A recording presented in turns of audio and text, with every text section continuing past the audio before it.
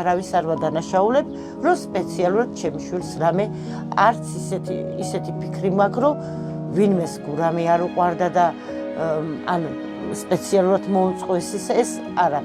უბრალოდ ვადანაშაულებ იმაში, რომ ამათ თქვენს ყველაფერი ტყუილ თავიდან. და რა შეიძლება ყოფილიყო მართალი? გურამის წვიმიანი ამინდი იყო და კეტებიაცა. ფეხი რომ მეც დამეცურდეს, მეც მოვკვდები იქ რო გადავარდე.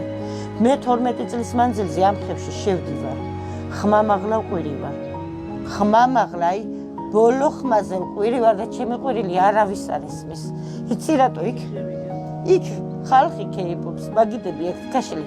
გურამი იქ რო ჩავარდნილიყო და ცოცხალი ყოფილიყო, თავის ხმას მაინც ვერ მიეწვდოდა. დილით მეწყერი ჩამოწვა. ფეხი რომ მოსტეხო, იქ ის სიმხელა ხევია, მოსახლეობა მითხრაკაო. დაო, ჩვენც რო ჩავარდეთო, ჩვენც დავიღუპებით იმხელა ხევია. ხევში შევიდა ჩემი ძმა ბოლოში, მაგრამ მიწა უკვე ჩამოყრილი იყო. მიწა რას ეყარა, მიწის ქვეშ რა არის არ ვიცი. თუ ბავშვი მაგ მეწყერში არ არის, მე ხო ეს აზრი მაგ დედა ვარ. თუ მაგ მეწყერში გურამი არ არის, მას სადღაა. გამომძიების რატო არ ებადება ესე ჯერი. თუ ამ მეწყერმა არ ჩაიტანა, მას სად არის ბავშვი? საზღვარი არ გადაუკვეთია ჩიპიანი პასპორტი აქ ვერ გადაკვეთავდა. მაშინ ვიღაცას ყავდა მალული დაბმული ჯაჭვით ხო? რო არ ახედებს გარეთ. რა ინტერესი უნდა ჰქონდეთ? ერთი უბრალო დედისა და მამის შვილი იყო.